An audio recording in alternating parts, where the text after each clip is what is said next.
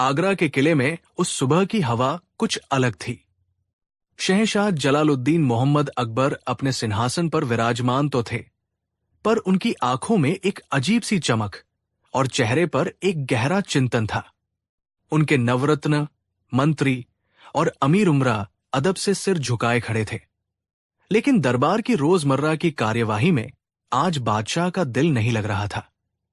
कल रात उन्होंने एक सपना देखा था, एक ऐसा सपना जिसने उनकी नींद उड़ा दी थी। उन्होंने देखा कि उनके शाही बाग में एक अद्भुत पेड़ उगा है। उस पेड़ की टहनियां और शाखाएं शुद्ध सोने की थी, पत्ते पन्ने की तरह चमक रहे थे और उन पर लगे फल माणिक और नीलम की तरह दमक रहे थे। हवा चलती तो पत्तों के टकराने से खनक की आवाज आती, जैसे हजारों सोने की अशर्फियां एक साथ बज रही हों। यह सपना इतना सजीव था कि अकबर को लगा जैसे उन्होंने उस पेड़ को सच में छू लिया है। जब आंख खुली तो वो वैभव आंखों से ओझल हो चुका था। तभी से उनके मन में एक ही धुन सवार हो गई थी, अगर मुतलिया सल्तनत इतनी महान और शक्तिशाली है तो क्या वो एक सोने का पेड़ नहीं उगा सकती। अकबर ने एक गहरी सांस ली और अपनी भारी आवाज में कहा, दरबार में मौजूद सभी लोगों को हमारा सलाम। आज हमारे मन में एक विचार आया है, एक ख्वाहिश ने जन्म लिया है। सारा दरबार कान लगाकर सुनने लगा। हम चाहते हैं, अकबर ने कहा, कि हमारी सल्तनत की शान में एक ऐसा अजूबा हो जो दुनिया ने कभी न देखा हो। हम चाहते हैं कि हमारे शाही बाग में एक सोने का पेड़ उगाया जाए, एक असली सोने का पेड़। ये सुनते ही पूरे दरबार में एक अजीब सी खामोशी छा गई। सब एक दूसरे का मुंह ताकने लगे। सोने का पेड़? ये कैसे मुमकिन है? ये तो कुदरत के खिलाफ है। कुछ दरबारियों ने इसे बादशाह का मजाक समझा, लेकिन अकबर के चेहरे की गंभीरता बता रही थी कि वो इस बात को लेकर कितने संजीदा थे। अकबर के चापलूस दरबारियों में से एक मीर बख्शी शाह मंसूर, जो बीरबल से बेइंतहा जलता था, आगे आया। उसने झुककर सलाम किया और मक्खन जैसी आवाज में बोला, जहां पनाह की सोच तो आसमान से भी ऊंची है। आप तो खुद इस धरती पर मुदा का साया है। आपके लिए क्या नामुमकिन है? यकीनन आपकी सल्तनत में सोने का पेड़ भी उगेगा और पूरी दुनिया आपकी महानता के आगे सिर झुकाएगी। दूसरे दरबारियों ने भी शाह मंसूर की हां में हां मिलाई। बेशक, बेशक, क्या तूब त्याल है जहांपनाह, ये तो सल्तनत की शान में 4 चांद लगा देगा, की आवाजें गूंजने लगी। अकबर मुस्कुराए। फिर उनकी नजर उस शख्स पर पड़ी जो अब तक खामोश खड़ा था, बीरबल। बीरबल, तुम खामोश क्यों हो? क्या तुम्हें हमारी ख्वाहिश नामुमकिन लगती है? अकबर ने सीधे बीरबल से सवाल किया। बीरबल ने अदब से सिर झुकाया। आलम पनाह, जब आपने ठान लिया है तो यकीनन ये काम होकर रहेगा। आपकी इच्छा ही इस सल्तनत का कानून है। भला मैं कौन होता हूं इस पर शक करने वाला? बीरबल का जवाब सुनकर अकबर प्रसन्न हुए, लेकिन शाह मंसूर को यह बात हजम नहीं हुई। उसे लगा कि बीरबल बस बादशाह को खुश करने के लिए ऐसा कह रहा है। उसने सोचा, यही सही मौका है बीरबल को हमेशा के लिए बादशाह की नजरों से गिराने का। शाह मंसूर बोला, जहांपनाह, अगर यह काम मुमकिन है तो इसे करने की जिम्मेदारी सबसे काबिल इंसान को ही मिलनी चाहिए, और हमारे दरबार में राजा बीरबल से ज्यादा अक्लमंद और काबिल कौन है? ये जिम्मेदारी इन्हीं को सौंपी जाए। ये एक सीधा जाल था। शाह मंसूर जानता था कि यह काम असंभव है, और जब बीरबल इसमें नाकाम होगा तो अकबर का गुस्सा उस पर कहर बनकर टूटेगा। अकबर को यह सुझाव पसंद आया। हां मंसूर, तुमने सही कहा। बीरबल, ये जिम्मेदारी हम तुम्हें सौंपते हैं। तुम हमें शाही बाग में एक सोने का पेड़ उगाकर दोगे। बीरबल ने एक पल के लिए अपनी आंखें बंद की, जैसे कुछ सोच रहे हों। फिर उन्होंने शांत भाव से कहा, मुझे आपका हुक्म सर आंखों पर, जहांपनाह। मैं सोने का पेड़ जरूर उगाऊंगा, लेकिन इस चमत्कारी पेड़ को उगाने के लिए कुछ खास इंतजाम करने होंगे। कैसा इंतजाम? अकबर ने उत्सुकता से पूछा। तुम्हें जो चाहिए मिलेगा। शाही खजाना तुम्हारे लिए खुला है। बीरबल ने कहा, आलमपना, सबसे पहले मुझे शाही बाग में एक खास जगह चाहिए, जहां की मिट्टी सबसे उपजाऊ हो और जहां किसी की बुरी नजर न पड़े। दूसरी, मुझे इस काम के लिए 6 महीने का वक्त चाहिए, क्योंकि चमत्कारी चीजें वक्त लेती है। और तीसरी और सबसे अहम चीज, मुझे 1 लाख सोने की अशर्फियों की जरूरत पड़ेगी। 1 लाख अशर्फिया। दरबार में फिर से कानाफूसी शुरू हो गई। शाह मंसूर मन ही मन हंसा। उसे लगा कि बीरबल बस खजाना खाली करने का बहाना बना रहा है और अंत में नाकाम होकर भाग जाएगा। अकबर ने तुरंत शाही खजांची को हुक्म दिया, बीरबल को भौरन 1 लाख अशर्फिया दी जाए और शाही बाग का सबसे अच्छा हिस्सा इनके हवाले कर दिया जाए। हुक्म की तामील हुई। बीरबल ने शाही बाग में एक जगह चुनकर उसे चारों तरफ से ऊंची कनातों से घिरवा दिया। उस जगह पर किसी के भी आने जाने पर पाबंदी लगा दी गई। हर कोई उत्सुक था कि आखिर बीरबल अंदर कर क्या रहा है। दिन बीतते गए, हफ्ते बीते, फिर महीने गुजरने लगे। बीरबल हर सुबह उस घिरी हुई जगह पर जाते और कुछ देर अंदर रहकर वापस आ जाते। शाह मंसूर और दूसरे दरबारी अक्सर अकबर के कान भरते, जहां पनाह 5 महीने बीत चुके हैं। लगता है बीरबल बस आपका और हमारा वक्त बर्बाद कर रहा है। उसने सारी अशर्फिया हड़प ली है और कोई पेड़ वेड़ नहीं उगने वाला। अकबर को भी कभी कभी शक होता, लेकिन उन्हें बीरबल की काबिलियत पर भरोसा था। उन्होंने इंतजार करने का फैसला किया।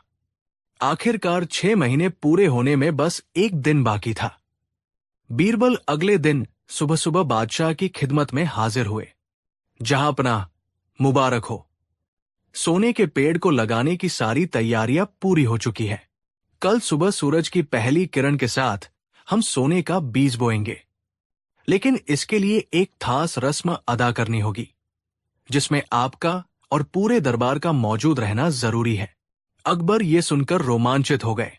उन्होंने पूरे शहर में मुनादी करवा दी कि कल सुबह शाही बाग में एक चमत्कार होने वाला है। अगली सुबह पूरा दरबार शाही बाग में उस खास जगह पर इकट्ठा था। अकबर अपने सिंहासन पर विराजमान थे और उनके चारों तरफ नवरत्न और दरबारी खड़े थे। सबकी नजरें बीरबल पर टिकी थी। बीरबल ने जमीन पर एक छोटा सा गड्ढा खोदा हुआ था। उनके हाथ में एक मखमली थैली थी। उन्होंने थैली खोली और उसमें से एक छोटा सुनहरे रंग का बीज निकाला, जो सूरज की रोशनी में चमक रहा था। बीरबल ने बुलंद आवाज में कहा, हजरात, यह है सोने के पेड़ का चमत्कारी बीज। इसे आज इस जमीन में बोया जाएगा, लेकिन इस बीज को बोने की एक शर्त है। सब कान लगाकर सुनने लगे। शर्त यह है, बीरबल ने अपनी आवाज में गंभीरता लाते हुए कहा, कि इस बीज को केवल वही इंसान जमीन में लगा सकता है जिसने अपनी पूरी जिंदगी में कभी कोई चोरी न की हो, कभी झूठ न बोला हो, कभी किसी का हच न मारा हो और न ही कभी अपने पद का गलत इस्तेमाल करके कोई बेईमानी की हो। यानी इसे बोने वाला शख्स तन और मन से पूरी तरह पाक साफ और ईमानदार होना चाहिए। अगर किसी भी दागदार हाथ ने इसे छुआ तो ये बीज उसी वक्त मिट्टी में जलकर खाक हो जाएगा और फिर कभी सोने का पेड़ नहीं उग सकेगा। ये सुनते ही पूरे दरबार में सन्नाटा छा गया। सब एक दूसरे का चेहरा देखने लगे। बीरबल ने सबसे पहले शाही इमाम की तरफ देखा, जो अपनी नेकी और परहेजगारी के लिए मशहूर थे। शाही इमाम साहब, आप तो मुदा के सबसे करीबी बंदों में से हैं। आपसे ज्यादा पाक साफ कौन होगा? कृपया आप आगे आए और इस बीज को बोकर इस रस्म की शुरुआत करें। शाही इमाम का चेहरा पीला पड़ गया। वो आगे तो बढ़े, लेकिन उनके कदम लड़खड़ा रहे थे। उन्हें याद आया कि कैसे एक बार उन्होंने मस्जिद के चंदे में से कुछ सिक्के अपने घर के खर्च के लिए निकाल लिए थे। बात बहुत छोटी थी, लेकिन थी तो बेईमानी। उन्होंने हाथ जोड़कर कहा, बीरबल, मैं नुदा का एक अदना सा बंदा हूं। मुझसे भी भूल चूक हुई है। ये महान काम करने के योग्य मैं नहीं हूं। और ये कहकर वो पीछे हट गए। अब बीरबल ने काजी उल कुजात यानी मुख्य न्यायाधीश की तरफ देखा। काजी साहब, आप तो इंसाफ की मूरत है। आपकी जिंदगी तो एक खुली किताब की तरह होगी। आप ही ये पुण्य का काम कर दीजिए। काजी साहब का हलक सूख गया। उन्हें याद आया कि कैसे एक बार उन्होंने अपने एक अमीर दोस्त के हज में एक छोटा सा फैसला सुना दिया था, जिसमें एक गरीब का मामूली नुकसान हुआ था। वो भी सिर झुकाकर बोले, इंसाफ करते करते कभी कभी अनजाने में गलतियां हो जाती है। मैं इस पवित्र बीज को छूने के काबिल नहीं हूं। इसके बाद बीरबल की नजर उस शख्स पर पड़ी जो इस सारी साजिश का सूत्रधार था, शाह मंसूर। मीर बख्शी शाह मंसूर साहब, बीरबल ने व्यंग्यात्मक मुस्कान के साथ कहा, आप तो बादशाह के सबसे वफादार और सल्तनत के सबसे बड़े शुभचिंतक हैं। आपकी ईमानदारी की तो मिसालें दी जाती हैं। आइए, आप ही ये काम कीजिए। शाह मंसूर का चेहरा देखने लायक था। वो तो भ्रष्टाचार और बेईमानी का दूसरा नाम था। उसने न जाने कितने लोगों का हथ मारा था और शाही खजाने से कितनी हेराफेरी की थी। वो कांपती हुई आवाज में बोला, मैं तो एक सिपाही हूं। मुझसे लड़ाइयां करवा लो, ये खेती बाड़ी का काम मेरे बस का नहीं है। और वो भीड़ में पीछे खिसक गया। एक एक करके बीरबल ने दरबार के सभी बड़े बड़े मंत्रियों, सेनापतियों और अमीरों को बुलाया, लेकिन कोई भी आगे आने की हिम्मत नहीं कर सका। हर किसी को अपना कोई न कोई छोटा बड़ा गुनाह याद आ रहा था। हर कोई जानता था कि वे उस शर्त पर खरे नहीं उतरते। माहौल में एक अजीब सी खामोशी और शर्मिंदगी घुल गई थी। बड़े बड़े पदों पर बैठे लोग, जो अपनी ईमानदारी और वफादारी की कस्में खाते थे, आज एक छोटे से बीज को बोने से डर रहे थे। जब कोई भी आगे नहीं आया तो बीरबल मुस्कुराते हुए सीधे शहंशाह अकबर के पास पहुंचे।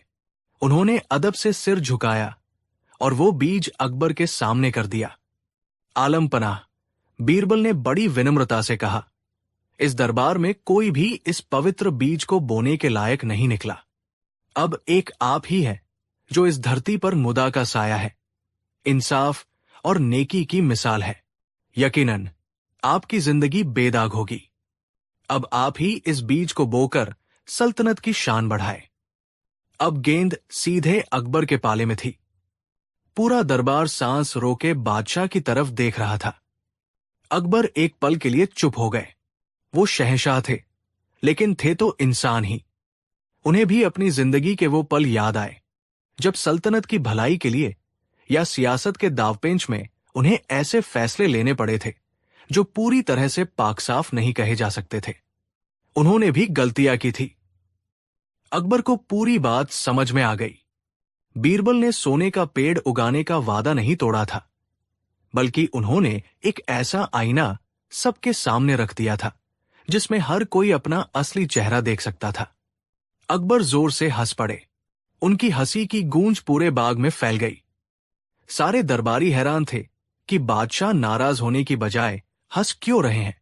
अकबर ने सिंहासन से उठकर बीरबल के कंधे पर हाथ रखा। वाह बीरबल, वाह! मान गए तुम्हारी अक्लमंदी को। तुमने आज हमारी आंखें खोल दी। तुमने हमें सोने का पेड़ तो नहीं दिया, लेकिन उससे भी कीमती एक सबक दिया है। अकबर ने पूरे दरबार की तरफ मुड़कर कहा, आज बीरबल ने यह साबित कर दिया है कि सोने का पेड़ उगाना नामुमकिन नहीं है। ये बिल्कुल मुमकिन है, लेकिन सोने का पेड़ सोने और चांदी से नहीं, बल्कि ईमानदारी, सच्चाई और नेकी की मिट्टी में ही उग सकता है। जिस दिन हमारी सल्तनत का हर एक बाशिंदा, हर एक दरबारी और खुद बादशाह भी इतना पाक साफ हो जाएगा कि वो इस बीज को बो सके, उस दिन हमारे बाग में एक नहीं, हजारों सोने के पेड़ उगाएंगे।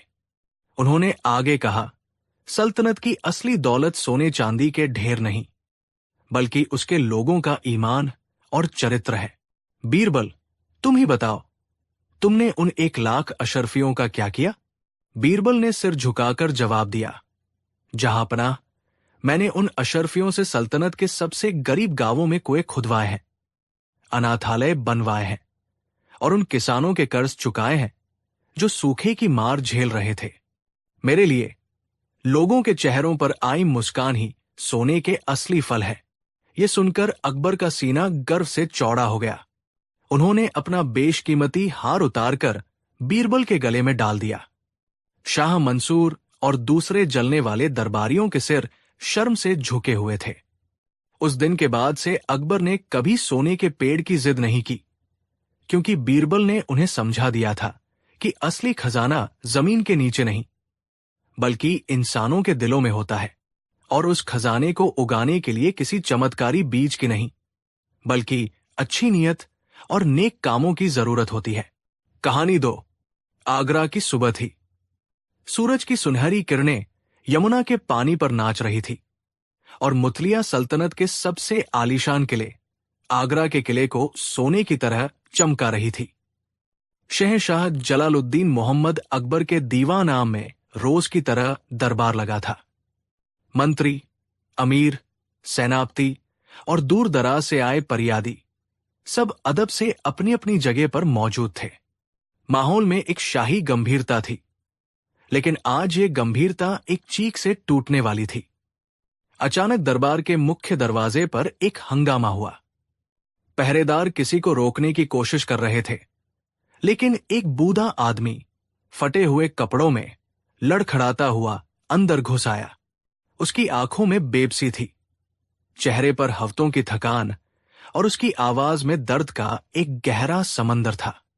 वो सीधा तख्त की ओर भागा और अकबर के कदमों में गिरकर जोर जोर से रोने लगा। इंसाफ, जहां पनाह, इंसाफ। मेरी दुनिया लुट गई, मुझे इंसाफ चाहिए। अकबर, जो अपनी प्रजा के लिए एक पिता समान थे, ये देखकर विचलित हो गए। उन्होंने पहरेदारों को पीछे हटने का इशारा किया और नरम आवाज में बोले, उठो बुजुर्ग, और शांत होकर हमें अपनी पूरी बात बताओ। ये अकबर का दरबार है, यहां हर किसी को इंसाफ मिलता है। वो बूढ़ा आदमी उठा। उसके आंसू अभी भी बह रहे थे। उसने बताया, मेरा नाम सेठ धर्मपाल है, आलमपना।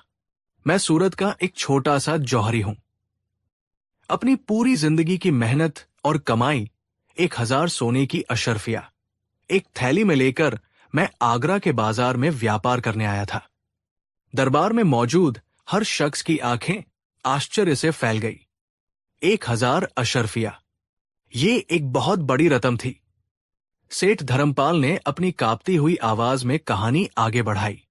मैं बूढ़ा हूं, जहां अपना सफर लंबा था और मैं अकेला था। रास्ते में मुझे एक नौजवान लड़का मिला। उसका नाम कन्हैया है। वो बहुत भोला और मेहनती लग रहा था। उसने मेरी बहुत सेवा की, मेरे सामान का ध्यान रखा, मेरे पैरों की मालिश की। मैंने उसे एक बेटे की तरह माना। मैंने उसे पेट भर खाना खिलाया और वादा किया कि आगरा पहुंचकर उसे अच्छी मजदूरी दूंगा। सेठ की आंखों में उस लड़के के लिए स्नेह साफ झलक रहा था। कल रात हम आगरा की सरहद पर एक सराय में रुके। मैं सफर से बहुत थक गया था। मुझे अपनी अशर्फियों की थैली की बहुत चिंता थी। मुझे कन्हैया पर अपनी जान से ज्यादा भरोसा हो गया था। मैंने वो थैली उसे सौंपते हुए कहा, बेटा कन्हैया, इसे अपनी जान से ज्यादा संभाल कर रखना। ये मेरी पूरी जिंदगी की कमाई है। तुम जागते रहना, मैं कुछ देर सो लेता हूं। और जहां पनाह, मैंने उस पर भरोसा करके अपनी आंखें बंद कर ली। ये कहते कहते सेठ धर्मपाल फिर से सुबकने लगे। जब सुबह मेरी आंख खुली तो कन्हैया वहां नहीं था, और मेरी अशर्फियों की थैली भी गायब थी। उसने मेरा भरोसा तोड़ दिया। जहां पनाह, उसने मुझे लूट लिया। मेरे सिपाहियों ने उसे आज सुबह शहर के बाहर भागते हुए पकड़ा है, लेकिन वो कबूल नहीं कर रहा है। वो झूठा है, मक्कर है। अकबर का चेहरा गुस्से से लाल हो गया। एक बूढ़े आदमी के भरोसे का ऐसा घिनौना तत्व। उन्होंने फौरन हुक्म दिया, उस लड़के को पेश किया जाए। कुछ ही पलों में सिपाही एक दुबले पतले, मासूम से दिखने वाले लड़के को लेकर आए। वो कन्हैया था। उसकी आंखों में डर था और वो थरथर कांप रहा था। उसे देखकर कोई कह नहीं सकता था कि वो चोर हो सकता है, क्या तुम ही कन्हैया हो? अकबर ने अपनी भारी आवाज में पूछा। लड़के ने सिर हिलाया। इस सेठ का इल्जाम है कि तुमने इनकी 1000 सोने की अशर्फियों की थैली चुराई है। क्या यह सच है? कन्हैया जोर जोर से रोने लगा। नहीं जहांपनाह, ये झूठ है, सरासर झूठ है। मैंने कोई चोरी नहीं की। मैं तो एक गरीब मजदूर हूं। सेठ जी ने मुझे काम पर रखा था। मैंने इनकी दिन रात सेवा की। इन्होंने मुझे मजदूरी देने का वादा किया था, लेकिन आगरा पहुंचकर इनकी नीयत बदल गई। ये मुझे मेरी मजदूरी नहीं देना चाहते, इसीलिए मुझ पर चोरी का झूठा इल्जाम लगा रहे हैं, ताकि मैं डरकर भाग जाऊं और इन्हें कुछ देना न पड़े। जहांपनाह, मैं बेकसूर हूं। आप मेरी आंखों में देखिए, क्या मैं चोर लगता हूं? अब दरबार में एक अजीब सी कशमकश पैदा हो गई। सेठ धर्मपाल एक इज्जतदार व्यापारी लग रहे थे, लेकिन उनकी कहानी का कोई गवाह नहीं था। वहीं कन्हैया की मासूमियत और उसके आंसू भी सच्चे लग रहे थे। मामला एक ऐसे दोराहे पर आ खड़ा हुआ था, जहां एक तरफ एक बूले आदमी का भरोसा था और दूसरी तरफ एक तरीब लड़के की इज्जत। अकबर के सबसे काबिल न्यायाधीश काजी-उल कुज़्ज़ात ने दोनों से जिरह की। सेठ धर्मपाल, क्या किसी और ने आपको वो थैली कन्हैया को देते हुए देखा? सेठ ने लाचारी से सिर हिलाया। नहीं हुजूर, उस वक्त सराय के कमरे में हम दोनों के सिवा कोई नहीं था। काजी ने कन्हैया से पूछा, जब तुम्हारे पास से थैली बरामद नहीं हुई तो तुम शहर छोड़कर भाग क्यों रहे थे? कन्हैया ने रोते हुए जवाब दिया, मैं भाग नहीं रहा था हुजूर, मैं तो अपनी बीमार मां के लिए दवा लेने गांव जा रहा था। सेठ जी ने मुझे मेरी मजदूरी नहीं दी, तो मैंने सोचा कि पहले मां को देख आओ, फिर वापस आकर इनसे अपने पैसे मांग लूंगा। मामला पूरी तरह से उलझ चुका था। कोई सबूत नहीं, कोई गवाह नहीं, बस दो इंसान, और दोनों की अपनी अपनी कहानी, और दोनों ही सच्चे लग रहे थे। अकबर भी एक गहरे सोच में पड़ गए। अगर सेठ सच बोल रहा है तो कन्हैया को कड़ी से कड़ी सजा मिलनी चाहिए, लेकिन अगर कन्हैया बेकसूर है और उसे सजा दे दी गई तो ये एक बहुत बड़ा अन्याय होगा। जब दरबार के बड़े बड़े विद्वान और न्यायाधीश इस गुत्थी को सुलझाने में नाकाम हो गए, तब अकबर की नजर अपने सबसे भरोसेमंद नवरत्न पर पड़ी, जो अब तक खामोशी से ये सारा तमाशा देख रहे थे। बीरबल, अकबर ने कहा, तुम खामोश क्यों हो? इस मामले में तुम्हारी क्या राय है? न्याय का ये तराजू एक जगह आकर अटक गया है। इसे सही दिशा सिर्फ तुम्हारी बुद्धि ही दिखा सकती है। पूरे दरबार की नजरें अब बीरबल पर थी। बीरबल अपनी जगह से उठे, अदब से बादशाह को सलाम किया और फिर उन दोनों सेठ धर्मपाल और कन्हैया के पास गए। उन्होंने दोनों की आंखों में झांका, उनके चेहरों के भावों को पढ़ा और फिर मुस्कुराए। आलम पनाह, मामला वाकई पेचीदा है, बीरबल ने कहा। जहां सबूत खामोश हो जाते हैं, वहां इंसान की फितरत बोलती है। मुझे इन दोनों से कुछ अकेले में बात करने की इजाजत दी जाए, और मुझे 2 दिन का समय चाहिए। इंशाअल्लाह सच और झूठ दूध का दूध और पानी का पानी हो जाएगा। अकबर ने इजाजत दे दी। बीरबल सेठ धर्मपाल और कन्हैया को अपने साथ ले गए। दरबार में मौजूद हर कोई उत्सुक था कि अब बीरबल ऐसा क्या करेंगे जो कोई और नहीं कर सका। बीरबल ने उन दोनों को अपने निवास पर 2 अलग अलग कमरों में ठहराया और उनकी तूब आवभगत की। उन्होंने न किसी से कोई सत्ती की, न कोई सवाल पूछा। वो बस उनके साथ सामान्य व्यवहार करते रहे। 2 दिन बाद बीरबल उन दोनों को लेकर फिर से दरबार में हाजिर हुए। माहौल में एक अजीब सा तनाव था। तो बीरबल, क्या तुम सच तक पहुंच पाए? अकबर ने पूछा। जी जहांपनाह, बीरबल ने कहा और अपने एक सेवक को इशारा किया। सेवक लकड़ी का एक बड़ा सा टुकड़ा लेकर आया। ये एक पेड़ का मोटा तना था, करीब 10 फीट लंबा। बीरबल ने कहा, आलम पनाह, न्याय करने के लिए कभी कभी अनोखे तरीके अपनाने पड़ते हैं। ये जो लकड़ी का तना आप देख रहे हैं, ये कोई मामूली लकड़ी नहीं है। ये इंसाफ की लाठी है। इसमें एक जादुई शक्ति है। दरबार में मौजूद लोग हैरत से उस लकड़ी को देखने लगे। बीरबल ने अपनी बात जारी रखी। इसकी खासियत यह है कि ये चोर को पहचान लेती है। आज रात मैं सेठ धर्मपाल और कन्हैया दोनों को ये लकड़ी का तना दूंगा। वे इसे अपने अपने कमरे में रखेंगे। जो सच बोल रहा है उसकी लकड़ी वैसी की वैसी ही रहेगी, लेकिन जिसने झूठ बोला है, जो असली चोर है, ये जादुई लकड़ी रात भर में अपने आप 2 इंच लंबी हो जाएगी। ये सुनकर दरबार में एक सरगोशी फैल गई। ये कैसा न्याय था? जादुई लकड़ी? बीरबल ने सेठ और कन्हैया की तरफ देखा। आप दोनों को मेरी बात समझ आ गई? सुबह जब आप दरबार में आएंगे तो ये लकड़ी खुद बता देगी कि चोर कौन है। सेठ धर्मपाल ने आत्मविश्वास से सिर हिलाया। उन्हें कोई डर नहीं था, क्योंकि वो जानते थे कि वो सच बोल रहे हैं। लेकिन कन्हैया का चेहरा पीला पड़ गया। उसके माथे पर पसीने की बूंदें चमकने लगी। उस रात दोनों अपने अपने कमरों में उस लकड़ी के तने के साथ अकेले थे। सेठ धर्मपाल को गहरी नींद आई। उनके मन में शांति थी, क्योंकि उन्हें अपनी सच्चाई पर और बीरबल के न्याय पर पूरा भरोसा था।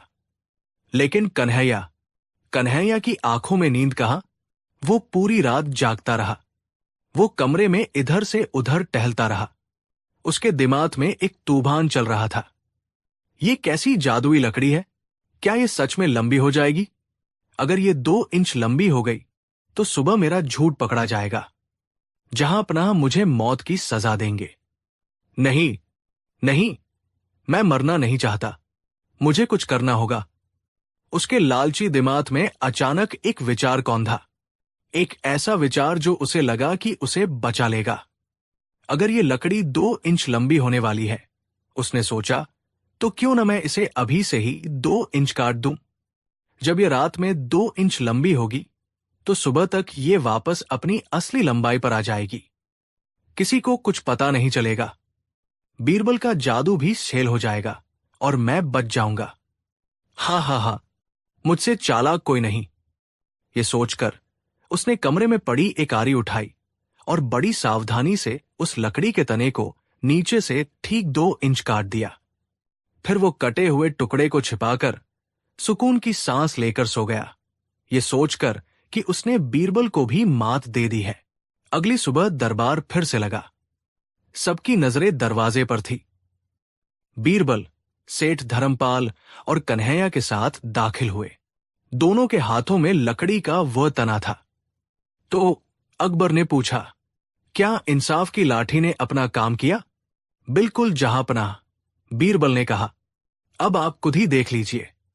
उन्होंने सबसे पहले सेठ धर्मपाल को अपनी लकड़ी आगे करने को कहा।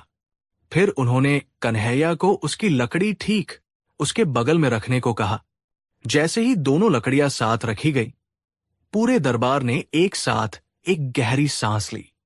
कन्हैया की लकड़ी सेठ धर्मपाल की लकड़ी से साफ साफ 2 इंच छोटी थी। कन्हैया का दिल डूब गया। उसका चेहरा सफेद पड़ गया। वो समझ नहीं पाया कि ये कैसे हुआ। बीरबल जोर से हंसे। उन्होंने अकबर की ओर देखकर कहा, आलम पनाह, चोर पकड़ा गया। लेकिन कैसे, बीरबल? अकबर ने आश्चर्य से पूछा। उसकी लकड़ी तो छोटी हो गई, लंबी नहीं हुई। बीरबल ने मुस्कुराते हुए समझाया, जहांपनाह, ये कोई जादुई लकड़ी नहीं थी। ये तो एक साधारण पेड़ का तना था। इसमें कोई शक्ति नहीं है कि ये अपने आप लंबी या छोटी हो जाए। असली जादू तो इंसान के मन में, उसके डर में होता है। मैंने कहा था कि चोर की लकड़ी 2 इंच लंबी हो जाएगी। जो बेकसूर था, जैसे सेठ धर्मपाल, उन्हें कोई डर नहीं था। वो आराम से सोए, क्योंकि वो जानते थे कि लकड़ी का कुछ नहीं होगा। लेकिन चोर के मन में डर था। उसे यकीन हो गया कि लकड़ी सच में लंबी हो जाएगी। अपने पकड़े जाने के डर से उसने सोचा कि वो लकड़ी को पहले ही 2 इंच काट दे, ताकि सुबह तक वो बढ़कर बराबर हो जाए। बीरबल ने कन्हैया की ओर इशारा किया, जो अब जमीन पर घुटनों के बल बैठकर रो रहा था।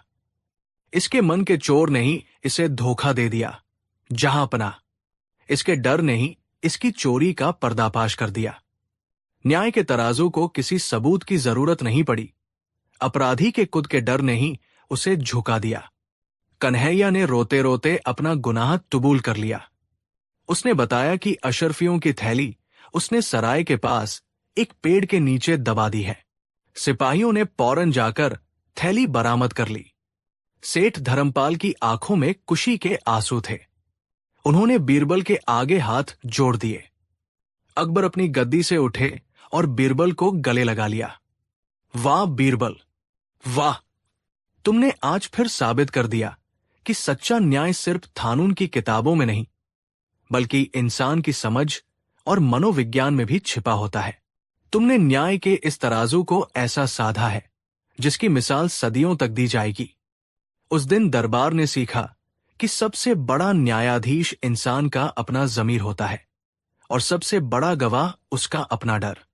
और बीरबल ने एक बार फिर यह साबित कर दिया कि वो सिर्फ एक मंत्री नहीं, बल्कि इंसान की आत्मा को पढ़ने वाले एक सच्चे जौहरी थे। कहानी 3। ये कहानी उस दिन की है जब दरबार की रौनक अपने चरम पर थी।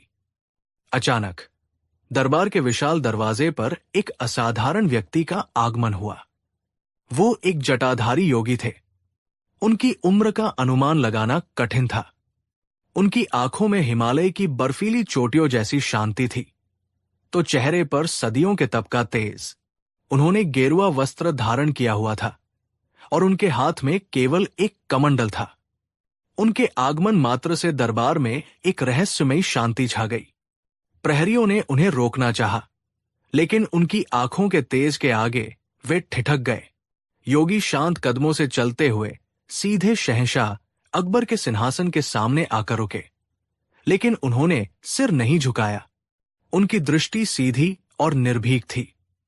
अकबर भी इस अलौकिक व्यक्तित्व से प्रभावित हुए बिना न रह सके। उन्होंने सम्मानपूर्वक पूछा, महात्मन, आप कौन हैं और आपका दरबार में कैसे आगमन हुआ? हम आपकी क्या सेवा कर सकते हैं? योगी की आवाज गहरी और शांत थी, जैसे किसी गुफा से आती हुई प्रतिध्वनि। राजन, मेरा नाम अद्वैतानंद है। मैं हिमालय की कंदराओं का वासी हूं। मैंने सुना है कि तुम्हारा दरबार बुद्धिमानों और ज्ञानियों से भरा है और तुम्हारे सलाहकार बीरबल की चतुराई की कहानियां तो पहाड़ों तक पहुंच चुकी है। मैं यहां कुछ मांगने या देने नहीं आया हूं। मैं बस एक प्रश्न लेकर आया हूं, एक पहेली। यदि तुम्हारे दरबार में कोई इस पहेली को सुलझा सका तो मैं मान लूंगा कि सांसारिक जीवन में भी सत्य का प्रकाश संभव है। अकबर की जिज्ञासा बढ़ गई। महात्मन, आप निसंकोच अपनी पहेली पूछें। मेरा दरबार इसे सुलझाने का हर संभव प्रयास करेगा। योगी अद्वैतानंद ने अपनी गहरी आंखें दरबार में बैठे सभी नवरत्नों, मंत्रियों और विद्वानों पर घुमाई और फिर उनकी दृष्टि बीरबल पर आकर टिक गई। उन्होंने अपनी पहेली पूछी, जो 3 प्रश्नों का एक समूह थी। वो कौन है जो हर जगह है पर कहीं नहीं दिखता? वो क्या है जो सबका है पर किसी का नहीं? और वो मार्ग कौन सा है जो कहीं नहीं जाता फिर भी मंजिल तक पहुंचाता है? पहेली सुनकर पूरे दरबार में गहरा सन्नाटा छा गया। ये कोई साधारण पहेली नहीं थी। ये दर्शन और अध्यात्म की गहराइयों से निकला एक प्रश्न था। अकबर समेत सभी दरबारी सोच में पड़ गए। सबसे पहले दरबार के मुख्य मुल्ला 2 प्याजा, जो खुद को बहुत बुद्धिमान समझते थे, आगे आए। उन्होंने कहा, योगीराज, आपकी पहली पहेली का उत्तर है हवा। ये हर जगह है पर दिखती नहीं। योगी ने धीरे से सिर हिलाया। हवा को महसूस किया जा सकता है मुल्ला जी। जब वो चलती है तो पत्तों में सरसराहट होती है। मैं उसकी बात कर रहा हूं, जिसका कोई भौतिक प्रमाण नहीं। फिर दरबार के एक अन्य विद्वान ने कहा, दूसरी पहेली का उत्तर ज्ञान हो सकता है। ये सबका है पर कोई इस पर एकाधिकार नहीं कर सकता। योगी ने फिर मुस्कुराकर कहा, ज्ञान को अर्जित किया जा सकता है, उसे किताबों में संजोया जा सकता है, उसे बेचा और खरीदा जा सकता है। मैं उसकी बात कर रहा हूं जो इन सब से परे है। तीसरे प्रश्न पर तो किसी की हिम्मत ही नहीं हुई। ऐसा कौन सा मार्ग था जो कहीं नहीं जाता फिर भी मंजिल तक पहुंचाता है। ये तो विरोधाभासी बात थी। दरबार में कानाफूसी होने लगी। अकबर का चेहरा चिंता से भर गया। ये उनके दरबार की प्रतिष्ठा का सवाल था। अगर वे इस योगी को संतुष्ट नहीं कर पाए तो ये उनकी सल्तनत के ज्ञान और बुद्धि पर एक प्रश्न चिन्ह होगा। उनकी उम्मीद की आखिरी किरण अब बीरबल थे, जो अब तक शांत खड़े सब कुछ देख और सुन रहे थे। अकबर ने बीरबल की ओर देखा। बीरबल, पूरा दरबार मौन है। क्या तुम्हारे पास योगीराज के प्रश्नों का कोई उत्तर है? बीरबल आगे आए। पहले उन्होंने शहंशाह को और फिर योगी अद्वैतानंद को प्रणाम किया। उनकी आंखों में न कोई घमंड था, न कोई घबराहट। एक गहरी शांति और समझ का भाव था। उन्होंने योगी से कहा, महात्मन, आपके प्रश्न साधारण बुद्धि से हल नहीं किए जा सकते। ये अनुभव के प्रश्न हैं। फिर भी मैं अपनी तुच्छ बुद्धि से इनका उत्तर देने का प्रयास करता हूं। बीरबल ने कहना शुरू किया, आपकी पहली पहेली का उत्तर, वो कौन है जो हर जगह है पर कहीं नहीं दिखता? वह ईश्वर या परमात्मा है। वो इस सृष्टि के कण कण में व्याप्त है, हर जीव में, हर पत्ते में, हर सांस में। लेकिन उसे इन आंखों से नहीं देखा जा सकता। उसे केवल अनुभव किया जा सकता है, महसूस किया जा सकता है। हवा को तो हम फिर भी महसूस कर लेते हैं, पर परमात्मा तो महसूस करने वाले के अंदर भी वही है और बाहर भी वही। वो इतना सर्वव्यापी है कि उसे किसी एक स्थान पर इंगित नहीं किया जा सकता, इसलिए वो कहीं दिखता नहीं। योगी की आंखों में एक हल्की सी चमक आई। उन्होंने कुछ नहीं कहा, बस सिर हिलाकर बीरबल को जारी रखने का संकेत दिया। बीरबल ने आगे कहा, आपकी दूसरी पहेली, वो क्या है जो सबका है पर किसी का नहीं? वो मृत्यु है। राजन, मृत्यु इस संसार का सबसे बड़ा सत्य है। ये हर उस जीव की नियति है जिसने जन्म लिया है, चाहे वो राजा हो या रंक, अमीर हो या गरीब, ज्ञानी हो या मूर्ख। इस पर सबका समान अधिकार है, इसलिए ये सबका है। लेकिन कोई भी इसे अपना नहीं कह सकता, कोई इसे पकड़कर नहीं रख सकता, कोई इसे अपनी इच्छा से बुला या टाल नहीं सकता। लोग संपत्ति, रिश्ते, ज्ञान, सब कुछ मेरा कहते हैं, पर कोई ये नहीं कहता कि मृत्यु मेरी है, इसलिए ये किसी का नहीं। दरबार में अब गहरा सन्नाटा था। बीरबल के उत्तरों की गहराई ने सबको स्तब्ध कर दिया था।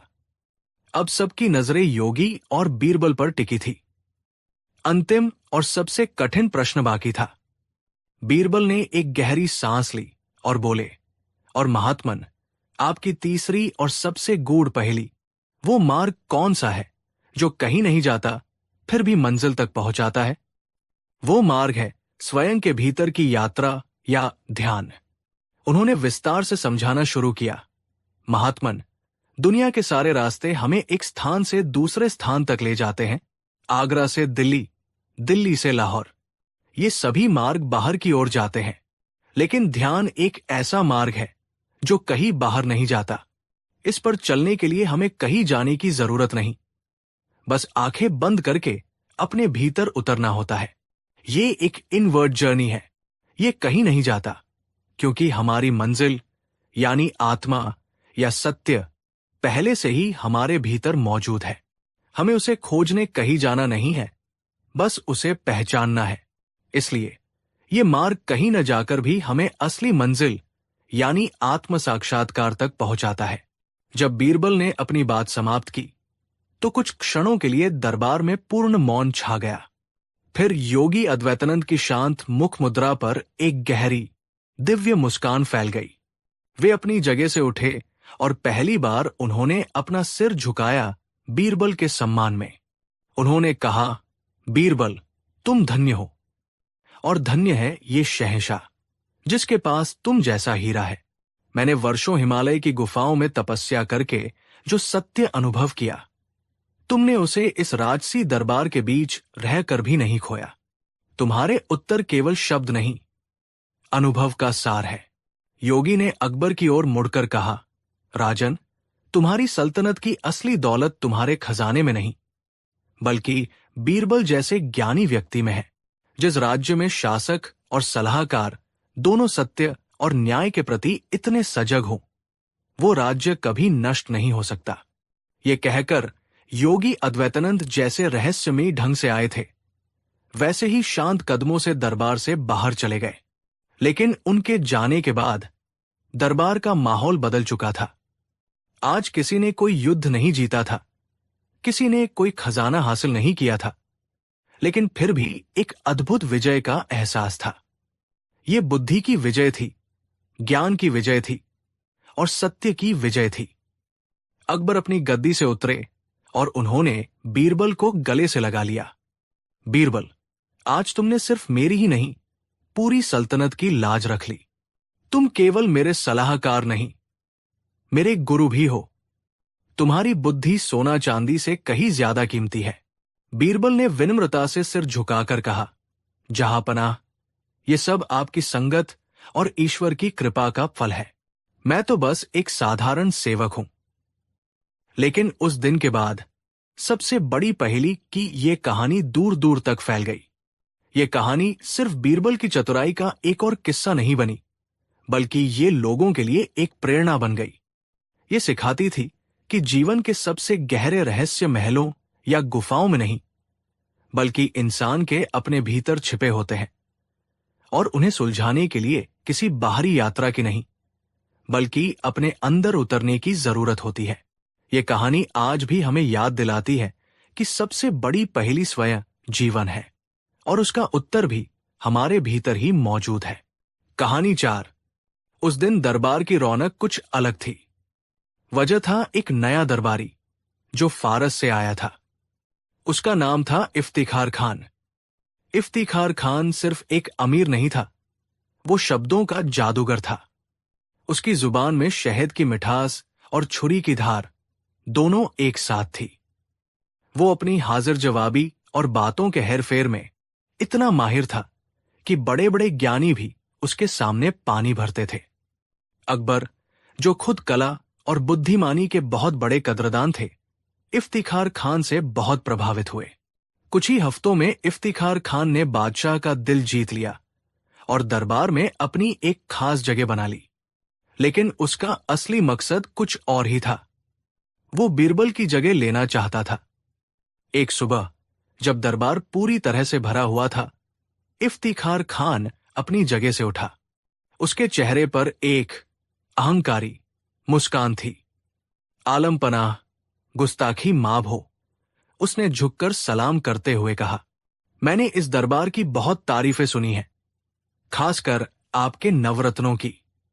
कहते हैं यहां ज्ञान की गंगा बहती है। अकबर मुस्कुराए। इसमें कोई शक नहीं है इफ्तिखार खान, हमारे दरबार में एक से बढ़कर एक काबिल लोग हैं।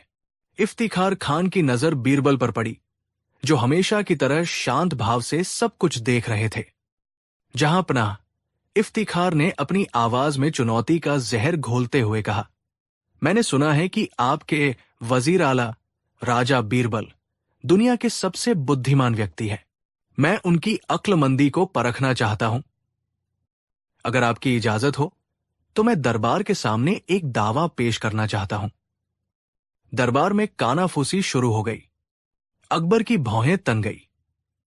कैसा दावा?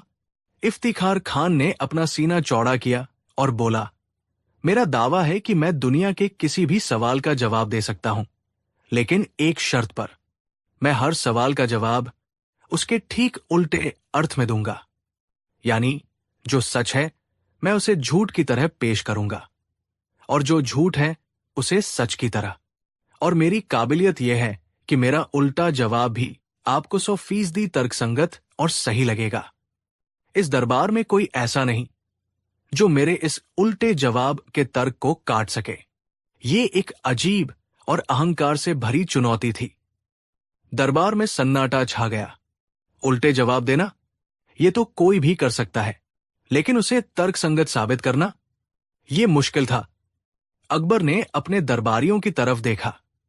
क्या कोई है जो इफ्तिखार खान की इस चुनौती को स्वीकार करे? कई पंडित और विद्वान आगे आए। एक विद्वान ने पूछा, क्या सूरज पूरब से निकलता है? ये एक सीधा सा सवाल था। इफ्तिखार खान हंसा। जनाब, आप तो बहुत ही सतही बात कर रहे हैं। सूरज कहीं से नहीं निकलता। ये तो पृथ्वी है जो अपनी धुरी पर घूमती है, जिससे हमें ऐसा महसूस होता है कि सूरज चल रहा है। तो आपका सवाल ही गलत है, और मेरा उल्टा जवाब यह है कि सूरज तो अपनी जगह पर स्थिर है। पूरब और पश्चिम तो इंसान के बनाए हुए धोखे हैं। विद्वान निरुत्तर हो गया। बात में दम तो था। एक दूसरे दरबारी ने पूछा, क्या आग गर्म होती है? इफ्तिखार ने जवाब दिया, आग खुद में गर्म या ठंडी नहीं होती। वो तो बस ऊर्जा का एक रूप है। जब हमारे शरीर के कण उस ऊर्जा के संपर्क में आते हैं तो हमें गर्मी का एहसास होता है। किसी ठंडे ग्रह के प्राणी के लिए शायद यही आग ठंडक का स्रोत हो। तो गर्मी आग में नहीं, हमारे एहसास में है। एक एक करके दरबार के कई काबिल लोगों ने सवाल पूछे, लेकिन इफ्तिखार खान ने अपनी बातों के जाल और चालाकी से हर सवाल का ऐसा उल्टा जवाब दिया कि सब चुप हो गए। उसकी जीत देखकर उसके समर्थक दरबारियों के चेहरे खिल उठे। अब इफ्तिखार खान सीधे बीरबल की ओर मुड़ा। उसकी आंखों में विजय का नशा था। तो राजा बीरबल, उसने तंज कसते हुए कहा, पूरा दरबार तो मेरी काबिलियत देख चुका है। अब आपकी बारी है। या आपने पहले ही हार मान ली है? क्या आपके पास कोई ऐसा सवाल है जिसका उल्टा जवाब मैं न दे सकूं? पूरे दरबार की नजरें अब बीरबल पर थी।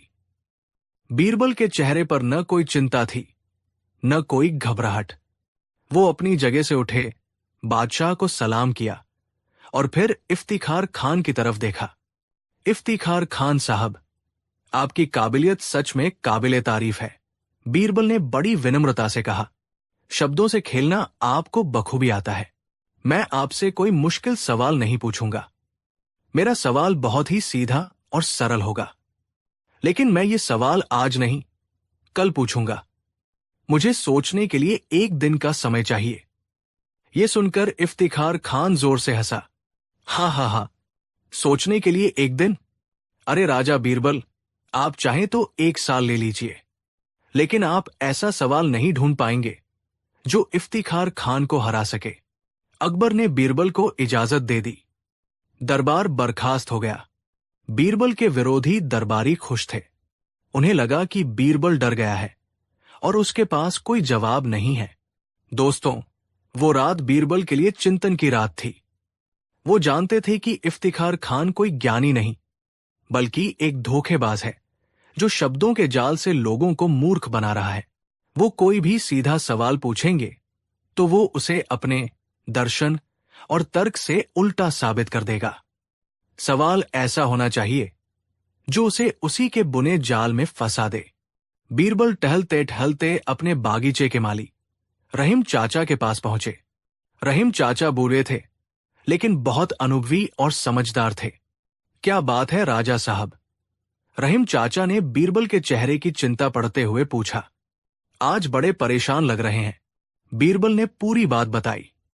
रहीम चाचा मुस्कुराए। राजा साहब, कभी कभी बड़े बड़े ताले एक छोटी सी चाबी से खुल जाते हैं। वो आदमी हर सवाल को उल्टा कर देता है ना?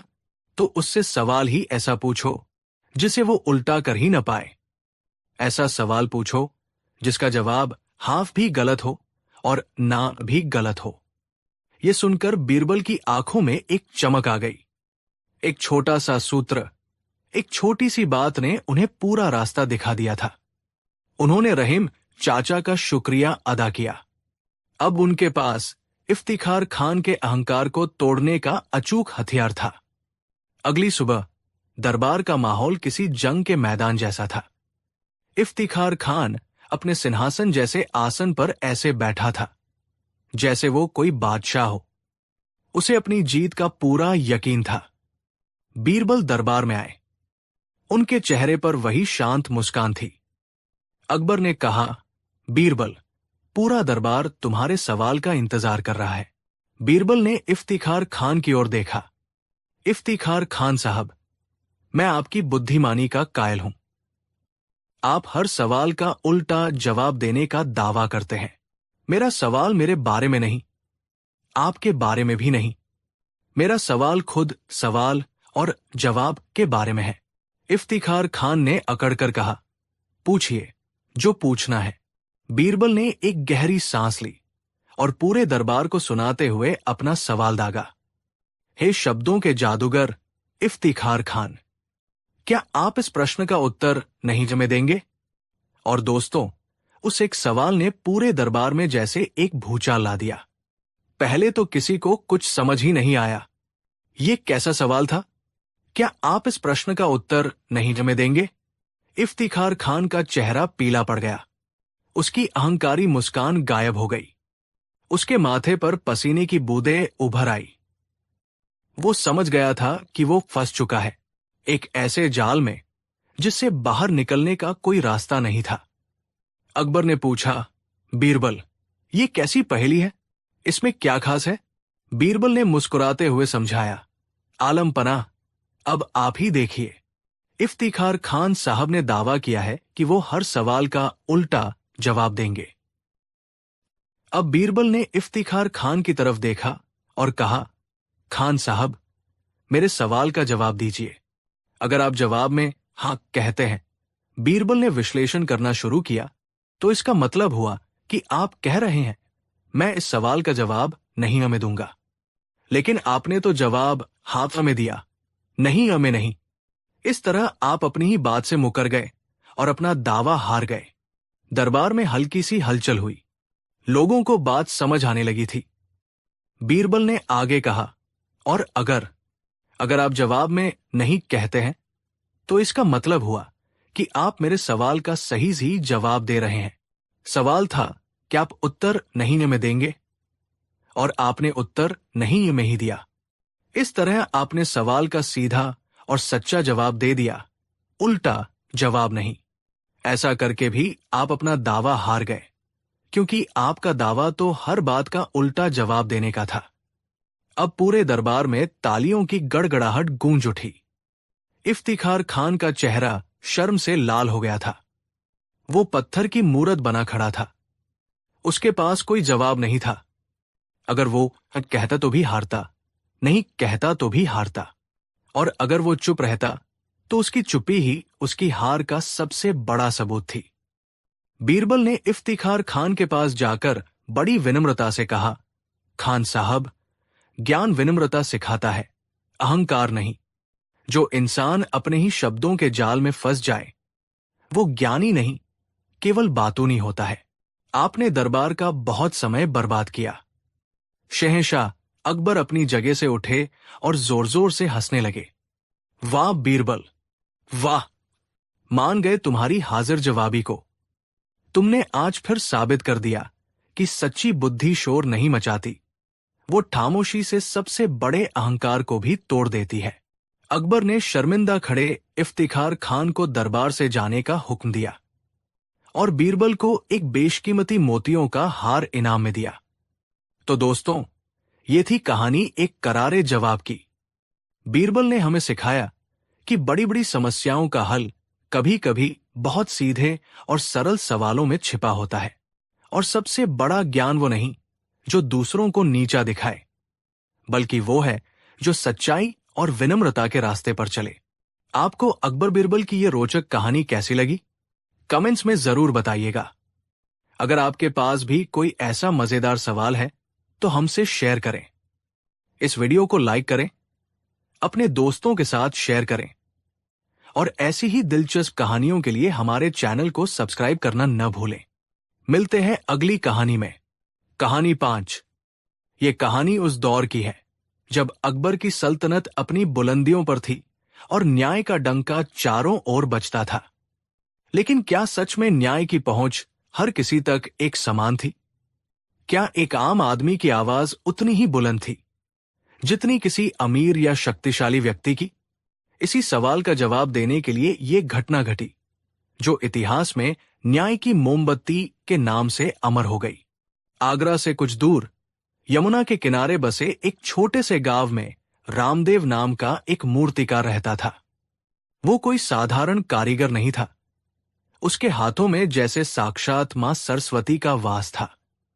पत्थर के बेजान टुकड़ों को वो अपनी छैनी और हथौड़े की चोट से ऐसी जीवंत मूर्तों में बदल देता कि देखने वाले दंग रह जाते। उसकी बनाई मूर्तियों में आंखें बोलती थी, चेहरे पर भाव थिरकते थे और अंग प्रत्यंग में जीवन का संचार महसूस होता था। रामदेव गरीब था, लेकिन अपनी कला में अमीर था। उसकी एक छोटी सी झोपड़ी थी, जिसमें उसकी पत्नी सीता और एक जवान बेटी राधा रहती थी। राधा के विवाह की चिंता उसे दिन रात सताती थी, लेकिन वो अपनी कला से कभी समझौता नहीं करता था। एक दिन उस क्षेत्र के सूबेदार मिर्जा हाकिम का काफिला गांव से गुजरा। मिर्जा हाकिम रिश्ते में शहंशाह अकबर के चचेरे भाई लगते थे। इस रिश्ते ने उन्हें अपार शक्ति और उससे भी ज्यादा अहंकार दिया था। वो खुद को शहंशाह से कम नहीं समझते थे और आम लोगों को कीड़े मकोड़ों से ज्यादा अहमियत नहीं देते थे। उनकी नजर रामदेव की झोपड़ी के बाहर रखी एक अधूरी मूर्ति पर पड़ी। वो देवी दुर्गा की मूर्ति थी, जिसका चेहरा क्रोध और करुणा का अद्भुत संगम था। मिर्जा हाकिम अपनी बग्घी से उतरे और घमंड से भरकर रामदेव की झोपड़ी में दाखिल हुए। उन्होंने चारों ओर नजर दौड़ाई और रामदेव से पूछा, ये मूर्तियां तो बनाता है? रामदेव ने हाथ जोड़कर कहा, जी हुजूर, ये तुच्छ सेवक ही इन पत्थरों को आकार देने की कोशिश करता है। मिर्जा हाकिम को उसकी कला पसंद आई। उन्होंने आदेशात्मक स्वर में कहा, मेरे लिए एक मूर्ति बनाओ, देवी लक्ष्मी की, जो कमल पर विराजमान हो। ऐसी मूर्ति बनाना कि देखने वाले बस देखते रह जाएं। अगर मूर्ति मेरे मन को भा गई तो तुझे 500 स्वर्ण मुद्राओं का इनाम दूंगा। 500 स्वर्ण मुद्राएं। रामदेव ने अपनी पूरी जिंदगी में इतनी बड़ी रकम के बारे में सोचा भी नहीं था। उसकी आंखें चमक उठीं। उसे लगा कि भगवान ने उसकी सुन ली है। अब वो अपनी बेटी राधा का विवाह धूमधाम से कर सकेगा और अपनी पत्नी के लिए भी 2 नए कपड़े खरीद सकेगा। उसने तुरंत हामी भर दी और कहा, हुजूर, आप निश्चिंत रहें, मैं अपनी पूरी जान लगाकर ऐसी मूर्ति बनाऊंगा जैसी आज तक किसी ने न देखी होगी। उस दिन के बाद रामदेव दिन रात एक करके मूर्ति गढ़ने में जुट गया। उसने सबसे अच्छा संगमरमर चुना। उसने खाना पीना, सोना जागना सब भुला दिया। उसकी छैनी जब पत्थर पर चलती तो जैसे कोई संगीत पैदा होता। महीनों की कठोर तपस्या के बाद मूर्ति बनकर तैयार हुई। और वो क्या खूब मूर्ति थी। श्वेत संगमरमर में तराशी गई मां लक्ष्मी के चेहरे पर सौम्यता, करुणा और ऐश्वर्य का ऐसा दिव्य भाव था कि लगता था वो अभी बोल पड़ेंगी।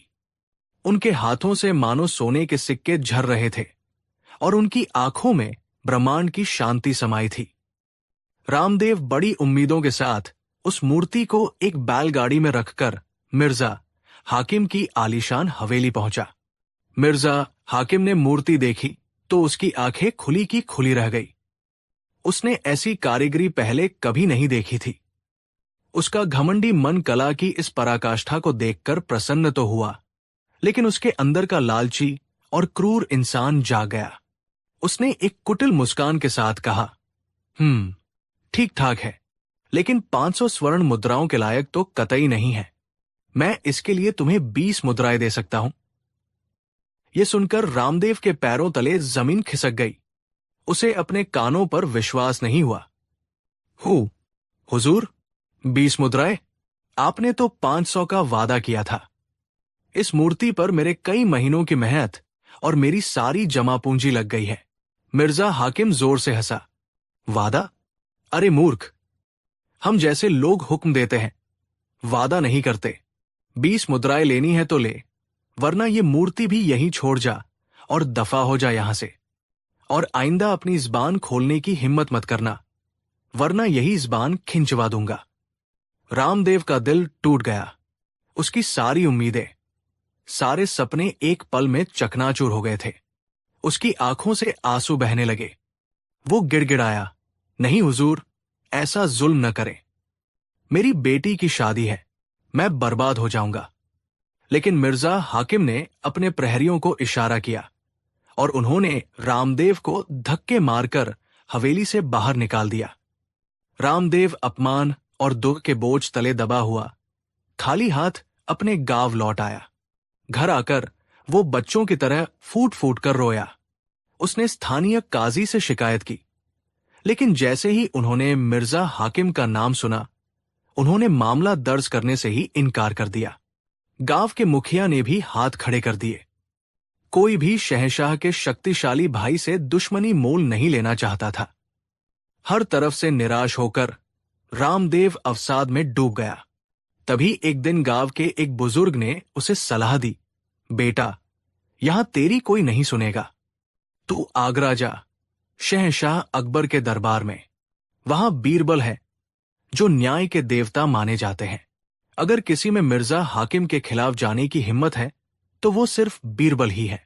एक टूटी हुई उम्मीद के साथ रामदेव ने अपनी बची खुची हिम्मत जुटाई और आगरा की लंबी यात्रा पर निकल पड़ा। कई दिनों तक पैदल चलने के बाद वो फटेहाल हालत में आगरा पहुंचा और किसी तरह दीवानाम में अपनी फरियाद लेकर उपस्थित हुआ। दरबार खचाखच भरा था। शहंशाह अकबर अपने सिंहासन पर विराजमान थे। रामदेव ने कांपते हुए अपनी पूरी कहानी कह सुनाई। उसकी आवाज में दर्द और सच्चाई का ऐसा प्रवाह था कि दरबार में मौजूद हर व्यक्ति का दिल पसीज गया। अकबर का चेहरा क्रोध से तमतमा उठा। उनके अपने ही भाई ने एक गरीब कारीगर पर ऐसा जुल्म किया था। ये उनकी न्यायप्रिय छवि पर एक धब्बा था। उन्होंने अपने दरबारियों की ओर देखा, लेकिन सबके चेहरे पर एक अजीब सी खामोशी थी। मिर्जा हाकिम का नाम सुनकर सब बगले झांकने लगे थे।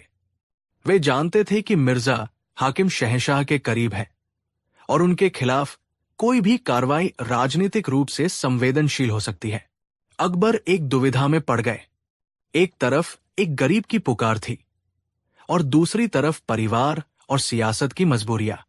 उन्होंने अपनी अनुभवी आंखों से बीरबल की ओर देखा, जो शांत भाव से सब कुछ सुन रहे थे। बीरबल, अकबर ने कहा, इस मामले में तुम्हारी क्या राय है? इस मूर्तिकार के पास कोई गवाह नहीं है और मिर्जा हाकिम हमारे रिश्तेदार होने के साथ साथ एक महत्वपूर्ण सूबेदार भी है। हम न्याय कैसे करें? बीरबल अपनी जगह से उठे, शहंशाह को सलाम किया और फिर रामदेव के पास जाकर उसके कंधे पर हाथ रखा। पंडित, तुम चिंता मत करो। जहां पनाह की सल्तनत में इंसाफ होकर रहेगा।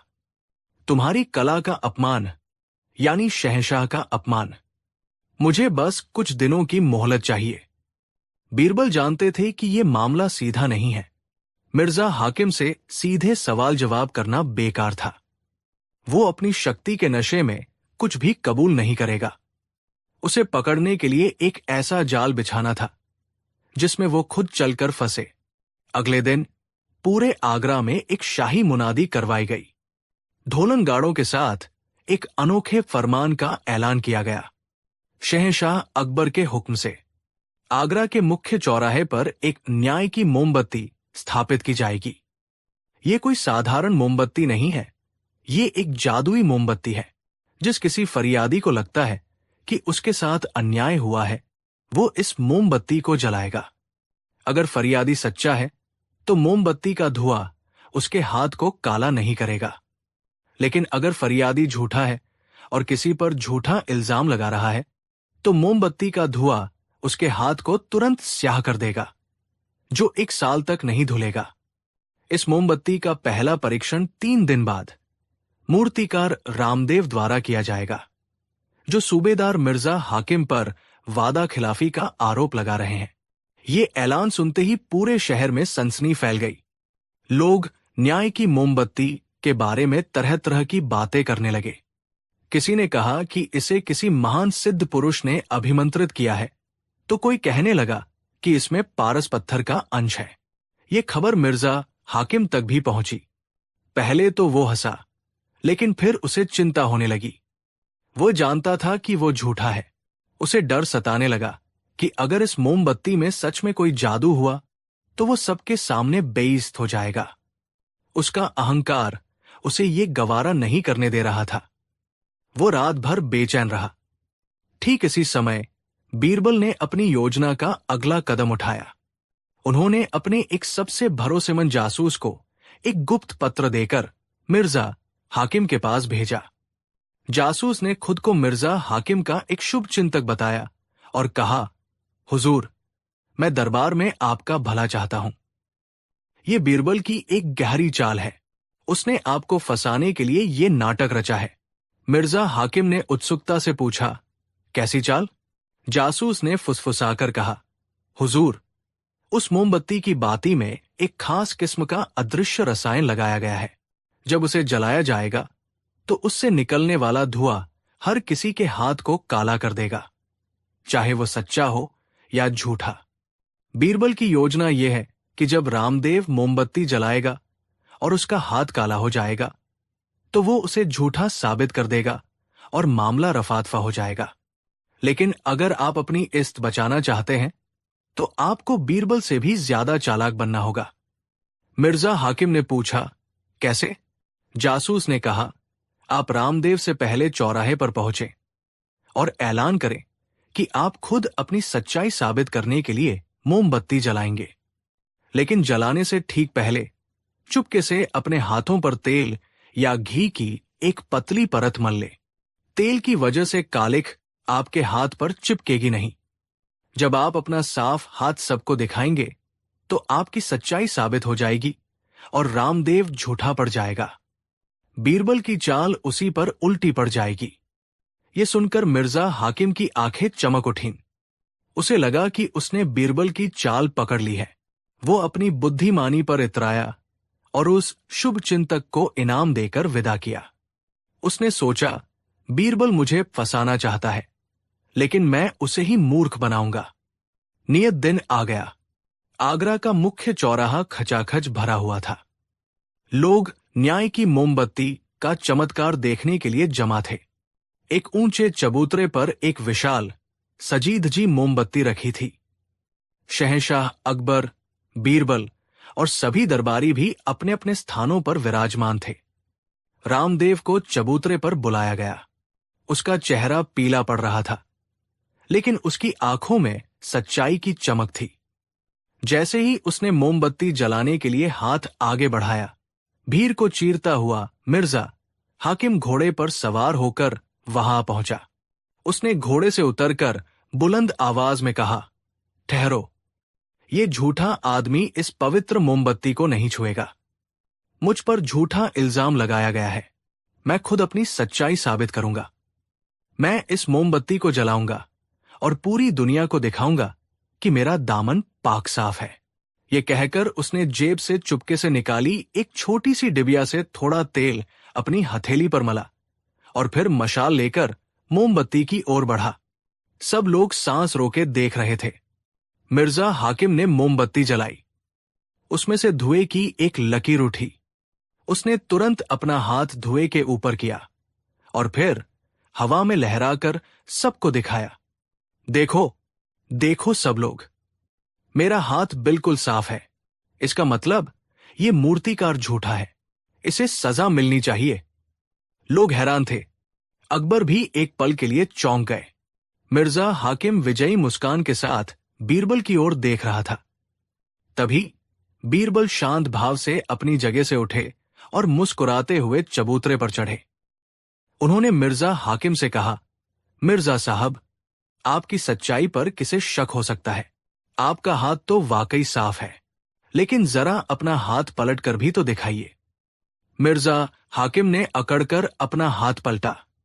हाथ की पिछली सतह पर तेल की चिकनाई साफ साफ चमक रही थी। अब बीरबल भीड़ और शहंशाह की ओर मुड़े और उनकी आवाज पूरे चौराहे पर गूंज उठी। जहां पनाह और आगरा के लोगों, इस मोमबत्ती का असली जादू इसके धुएं में नहीं, बल्कि इसके पीछे छिपे सच में था। इस मोमबत्ती में कोई रसायन, कोई मंत्र नहीं है। ये एक साधारण मोमबत्ती है और इसका धुआं भी साधारण है, जो किसी के हाथ को काला नहीं कर सकता। ये सुनकर सब चौंक गए। मिर्जा हाकिम का चेहरा सफेद पड़ गया। बीरबल ने अपनी बात जारी रखी। एक निर्दोष व्यक्ति को किसी चाल या धोखे का डर नहीं होता। अगर रामदेव इसे जलाता तो उसका हाथ भी साफ ही रहता, लेकिन एक दोषी और चोर मन हमेशा डरता है। वो हमेशा बचने के लिए तिकड़म सोचता है। मिर्जा हाकिम को लगा कि मोमबत्ती में कोई चाल है, इसलिए उन्होंने खुद को बचाने के लिए अपने हाथ पर तेल लगा लिया। इन्हें कैसे पता चला कि हाथ पर तेल लगाना है? क्योंकि एक चोर ही दूसरे चोर की तरकीब सोच सकता है। अपने हाथ पर तेल लगाकर इन्होंने खुद ही अपना गुनाह कबूल कर लिया है। इन्होंने मान लिया है कि ये चोर है और इन्हें पकड़े जाने का डर था। ये सुनते ही मिर्जा हाकिम के पैरों तले जमीन खिसक गई। वो समझ गया कि वो बीरबल के जाल में बुरी तरह फंस चुका है। भीड़ में धोखेबाज, जालिम की आवाजें उठने लगी। शहंशाह अकबर का चेहरा गर्व से दमक उठा। उन्होंने अपने सिंहासन से उठकर गर्जना की, मिर्जा हाकिम, तुमने न सिर्फ इस गरीब पर जुल्म किया, बल्कि शाही न्याय प्रणाली का मजाक उड़ाया और मुझे धोखा देने की कोशिश की। तुम भूल गए थे कि अकबर की सल्तनत में इंसाफ रिश्ते नहीं, सच्चाई देखता है। अकबर ने फैसला सुनाया, मिर्जा हाकिम को सूबेदार के पद से बर्खास्त किया जाता है। वो रामदेव को इनाम की रकम का 10 गुना यानी 5,000 स्वर्ण मुद्राएं देगा। इसके अलावा उसे 1 साल के लिए सल्तनत की सबसे दूर की चौकी पर एक आम सिपाही की तरह सेवा करनी होगी, ताकि वो आम इंसान का दुख दर्द समझ सके। शाही हुक्म की तामील तुरंत हुई। सैनिकों ने मिर्जा हाकिम को पकड़ लिया। दूसरी ओर रामदेव खुशी और कृतज्ञता के आंसुओं से रो रहा था। वो बीरबल के पैरों में गिर पड़ा। बीरबल ने उसे उठाकर गले से लगा लिया और कहा, यह मेरा नहीं, शहंशाह के न्याय का प्रताप है। याद रखना, न्याय की मोमबत्ती किसी चौराहे पर नहीं, हर इंसान के जमीर में जलती है। बस उसे बुझने मत देना। उस दिन आगरा के लोगों ने सीखा कि न्याय सबके लिए बराबर है, चाहे सामने शहंशाह का भाई ही क्यों न खड़ा हो। और बीरबल ने एक बार फिर साबित कर दिया कि बुद्धि की सबसे बड़ी सार्थकता न्याय की स्थापना में ही है। कहानी 6। आगरा के किले में उस दिन की सुबह भी आम दिनों की तरह ही थी, लेकिन हवा में एक अनकही बेचैनी घुली हुई थी। शहंशाह अकबर अपने दीवान खास में एक गंभीर मसले पर अपने नवरत्नों से सलाह मशविरा कर रहे थे। एक दूर के सूबे से आई रिपोर्ट ने बादशाह के माथे पर चिंता की लकीरें खींच दी थी। मामला बेहद पेचीदा था, जिसमें कूटनीति, सैन्य रणनीति और प्रजा के भरोसे तीनों का संतुलन साधना था। बड़े बड़े सूरमा और सलाहकार अपनी अपनी दलीलें पेश कर रहे थे, लेकिन कोई भी हल ऐसा नहीं था जो शहंशाह को पूरी तरह से संतुष्ट कर सके। तभी बीरबल, जो अब तक खामोशी से सब कुछ सुन रहे थे, अपनी जगह से उठे। उन्होंने बड़ी सादगी से एक ऐसा रास्ता सुझाया जिसमें सांप भी मर जाए और लाठी भी न टूटे। उनका हल इतना सरल, व्यावहारिक और दूरदर्शी था कि सुनकर शहंशाह अकबर का चेहरा खिल उठा। उन्होंने अपनी जगह से उठकर बीरबल की पीठ थपथपाई और भरे दरबार में ऐलान किया, बीरबल, तुम्हारी बुद्धि सचमुच बेमिसाल है। तुम्हारे होते हुए हमें किसी भी मुश्किल से डर नहीं लगता। तुम्हारी एक सलाह सल्तनत के 100 तोपों से ज्यादा कीमती है। यह प्रशंसा जहां एक ओर बीरबल के प्रति सम्मान दर्शा रही थी, वहीं दूसरी ओर दरबार में बैठे कुछ लोगों के दिलों में ईर्ष्या की आग को और भड़का रही थी। इन जलने वालों में सबसे आगे थे हकीम जफर बेग। जफर बेग केवल एक हकीम ही नहीं, बल्कि एक विद्वान भी थे। उन्हें अरबी, जारसी और दर्शन शास्त्र का गहरा ज्ञान था। वो खुद को बीरबल से किसी भी मायने में कम नहीं समझते थे, लेकिन बादशाह का बीरबल के प्रति अगाध स्नेह और विश्वास उन्हें कांटे की तरह चुभता था। उन्हें लगता था कि बीरबल केवल मीठी मीठी बातें करके और लतीफे सुनाकर बादशाह का दिल जीतता है, जबकि असली ज्ञान और योग्यता तो उनके पास है। उस दिन दरबार के बाद हकीम जफर ने अपने कुछ हमख्याल दरबारियों को अपने आवास पर बुलाया। उनके चेहरे पर गहरी नाराजगी और अपमान का भाव था। देखा आप सबने, जफर ने कड़वाहट भरे स्वर में कहा, आज फिर वही हुआ। हमने घंटों तक सिर खपाया, लेकिन सारा श्रेय वो भांड ले गया। बादशाह तो जैसे उसकी बुद्धि के गुलाम हो गए हैं। जब तक हम इस बीरबल को उसकी सही जगह यानी बादशाह की नजरों से गिरा नहीं देते, हमें हमारा हज कभी नहीं मिलेगा। एक दरबारी मीर कासिम ने कहा, लेकिन हकीम साहब, ये काम आसान नहीं है।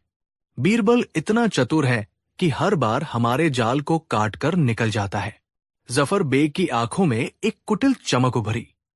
इस बार ऐसा नहीं होगा, उसने कहा। मैंने एक ऐसी योजना बनाई है जो उसे सीधे बादशाह की नजरों में एक पाखंडी और झूठा साबित कर देगी। हम उसे ज्ञान और बुद्धि से नहीं, बल्कि एक ऐसे मायाजाल से मात देंगे जिसे वो समझ ही नहीं पाएगा।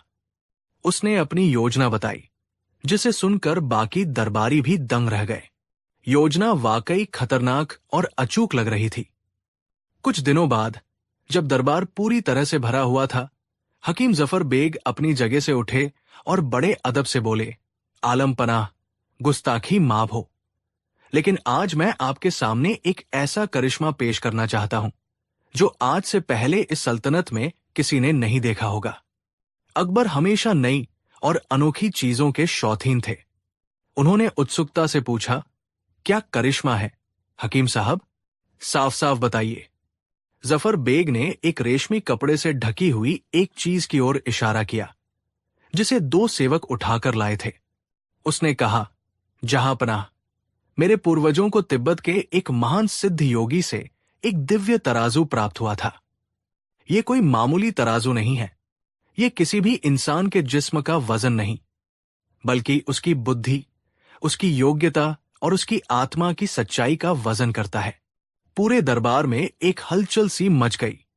ये बात किसी के गले नहीं उतर रही थी, लेकिन जफर बेग ने इतने आत्मविश्वास से कहा था कि सब सोचने पर मजबूर हो गए। अकबर ने संदेह से पूछा, ये कैसे मुमकिन है? बुद्धि और सच्चाई को कैसे तोला जा सकता है? यही तो इस तराजू का चमत्कार है। जहांपनाह, जफर ने रहस्यमयी ढंग से मुस्कुराते हुए कहा, अगर कोई इंसान सच्चा, बुद्धिमान और योग्य है तो उसका पलड़ा भारी हो जाता है, और यदि कोई झूठा, दंभी और अयोग्य है तो उसका पलड़ा हल्का ही रहता है, चाहे उसका जिस्म कितना ही भारी क्यों न हो। यह सुनकर मुल्ला दो प्याजा जैसे बीरबल के विरोधी खुश हो गए। उन्हें इसमें बीरबल को नीचा दिखाने का एक सुनहरा मौका नजर आया। अकबर ने कहा, हम तुम्हारी बात पर कैसे यकीन कर लें? हमें इसका सबूत चाहिए। मैं तैयार हूं, आलम पनाह, जफर ने कहा। आप दरबार में से किसी को भी इस पर बैठने का हुक्म दे। दूध का दूध और पानी का पानी हो जाएगा। फिर उसने अपनी योजना का अगला दाव खेला, और अगर इजाजत हो तो मेरी दिली ख्वाहिश है कि इस तराजू पर सबसे पहले उस शख्स को तौला जाए जिसे आप इस सल्तनत का सबसे बुद्धिमान व्यक्ति मानते हैं, यानी राजा बीरबल को। आज पूरी सल्तनत देख लेगी कि उनकी बुद्धि में वाकई वजन है या वो सिर्फ खोखली बातों का मायाजाल है। अब निशाना सीधे बीरबल पर था। सबकी निगाहें बीरबल पर टिक गई। अकबर भी एक पल के लिए सोच में पड़ गए। वो बीरबल पर शक नहीं करते थे, लेकिन जफर बेग की चुनौती ने उनके मन में भी एक छोटी सी उत्सुकता जगा दी थी। बीरबल शांत खड़े थे। वो जफर बेग की कुटिल मुस्कान और उसके साथियों की आंखों में छिपी उम्मीद को साफ पच सकते थे। वो समझ गए थे कि ये कोई दिव्य तराजू नहीं, बल्कि एक बड़ी और सोची समझी साजिश है। अकबर ने बीरबल की ओर देखा। बीरबल, क्या तुम इस चुनौती को स्वीकार करते हो? बीरबल ने सिर झुकाकर कहा, आलम पनाह, आपका हुक्म सर आंखों पर। मैं इस दिव्य तराजू पर बैठने के लिए तैयार हूं, लेकिन मेरी एक छोटी सी शर्त है। जफर बेग ने तुरंत कहा, देखा हुजूर, मैंने कहा था ना, ये बहाने बना रहा है। इसे पता है कि इसकी पोल खुल जाएगी। बीरबल ने जफर की बात को अनसुना करते हुए कहा, जहांपनाह, मेरी शर्त बस इतनी है कि ये एक बहुत बड़ी परीक्षा है। इसके लिए मुझे मानसिक रूप से तैयार होना होगा। मुझे 7 दिन का समय दिया जाए। 7वें दिन मैं इसी भरे दरबार में इस तराजू पर बैठूंगा। अकबर ने बीरबल की बात मान ली। जफर बेग और उसके साथी मन ही मन हंसने लगे। उन्हें लगा कि बीरबल ने हार मान ली है और बस अपनी इज्जत बचाने के लिए समय मांग रहा है। अगले 6 दिन तक बीरबल दरबार में तो आए, लेकिन वो पहले की तरह हंसबोल नहीं रहे थे। वो अक्सर गहरे सोच में डूबे रहते। जफर बेग और उसके साथी हर दिन उन पर तंज कसते। क्यों राजा साहब, क्या तैयारी चल रही है? अपनी बुद्धि का वजन बढ़ाने के लिए घी पी रहे हैं क्या? बीरबल बस मुस्कुराकर रह जाते। उन्होंने इन 6 दिनों में सिर्फ एक काम किया। उन्होंने अपने एक भरोसेमंद जासूस को हकीम जफर बेग की हर गतिविधि पर नजर रखने के लिए लगा दिया, खासकर रात के समय। जासूस हर रोज बीरबल को आकर बताता कि हकीम साहब अपने घर में कुछ कारीगरों के साथ मिलकर उस तराजू पर देर रात तक कुछ काम करते हैं। 7वां दिन आ गया। दरबार खचाखच भरा हुआ था। आज सिर्फ दरबारी ही नहीं, बल्कि आगरा के आम नागरिक भी इस अनोखे तमाशे को देखने के लिए उमड़ पड़े थे। वो दिव्य तराजू बीचों बीच रखा हुआ था। वो सोने की तरह चमक रहा था और उस पर की गई नक्काशी उसे वाकई किसी दूसरी दुनिया की चीज जैसा दिखा रही थी। हकीम जफर बेग आज बादशाह के बगल में खड़ा था। उसके चेहरे पर विजय का भाव था। अकबर ने ऐलान किया, आज हम हकीम जफर के दिव्य तराजू की परीक्षा लेंगे। और जैसा कि तय हुआ था, राजा बीरबल इस पर बैठने वाले पहले शख्स होंगे। बीरबल अपनी जगह से उठे, लेकिन उनके हाथ खाली नहीं थे। उनके हाथ में एक छोटा सा मखमल में लिपटा हुआ संदूक था। वो तराजू के पास गए, लेकिन उस पर बैठे नहीं। उन्होंने जफर बेग से कहा, हकीम साहब, मैं इस पर बैठने को तैयार हूं, लेकिन जैसा कि आपने कहा, यह तराजू बुद्धि और आत्मा की सच्चाई को तौलता है। मेरे मन में एक सवाल है। क्या सवाल है? जफर ने अकड़कर पूछा। बीरबल ने बड़ी मासूमियत से कहा, मैं ये सोच रहा था कि अगर मैं इस पर बैठूं और मेरा पलड़ा हल्का रह गया तो ये मेरा अपमान होगा, लेकिन अगर मेरा पलड़ा भारी हो गया तो ये बादशाह की शान में गुस्ताखी होगी, क्योंकि इस सल्तनत में सबसे ज्यादा बुद्धिमान और योग्य तो स्वयं शहंशाह है। कोई भी प्रजा उनकी बराबरी कैसे कर सकती है? ये सुनकर अकबर मुस्कुरा दिए।